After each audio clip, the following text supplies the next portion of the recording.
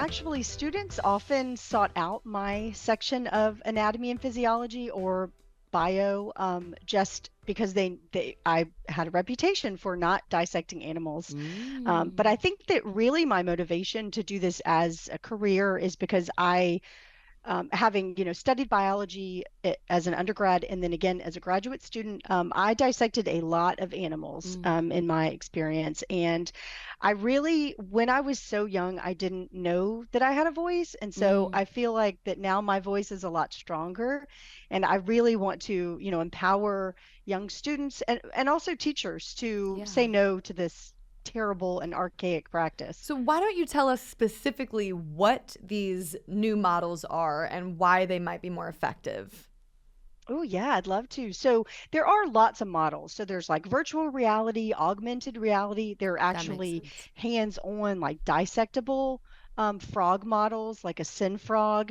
There's also paper, like science structables kind of things. There's these really cool, like merge cube that you hold in your hand, and you can actually hold a beating heart and rotate it in 360 degrees. Whoa. So there's so many cool ways to learn about animals and anatomy in general, without harming them. What are some ways that teachers, if they wanted to implement these new models and this new technology into their classrooms, how do they go about doing that?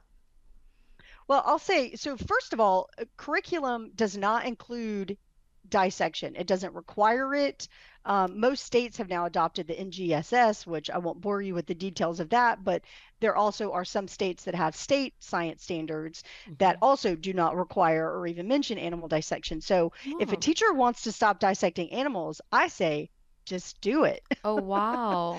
Yeah, just start using the humane, non-animal methods like, Merge Cube or eMind or some other, programs, and just start right away. You're still ultimately the goal isn't like to teach a student how to physically use a scalpel, right? Like that's never been the goal point, of this lesson.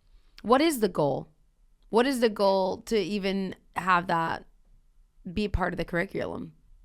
Yeah, well, usually the goal as just like an activity in the classroom is simply to learn about anatomy. So, but because that is what it's for, you can do that in so many other ways, right? You can make clay models of animals, or even just looking at videos of animals. You can do drawings. There could be a little animation movie or something to be like, this is where my heart is, and like a little frog dancing, like a musical. These are my legs, and I would love some bone. interpretive dance. Yeah, I mean, we all know that. I mean, I know that song that's like that the leg bone's connected to the foot bone, the foot bone's connected to the right bone. You don't know that song? I'm just going to let the audience sit with that for a second. It's a good one. Well, I don't know all of it because I was like, yeah, bones, talking about bones is uncomfortable for me. Okay. How close or far away would you say we are from banning dissection?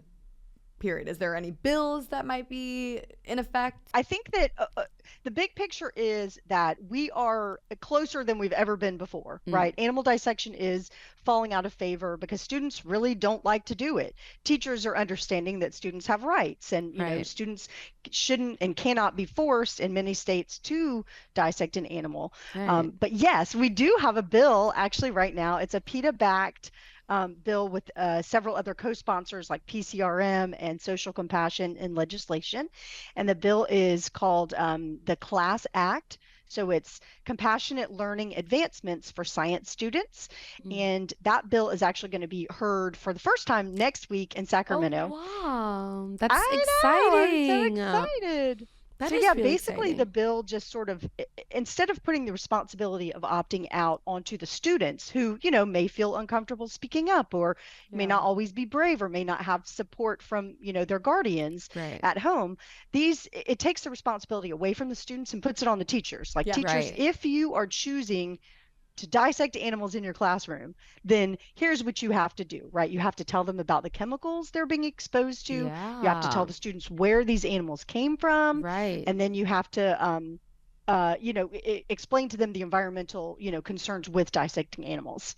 So it's very exciting.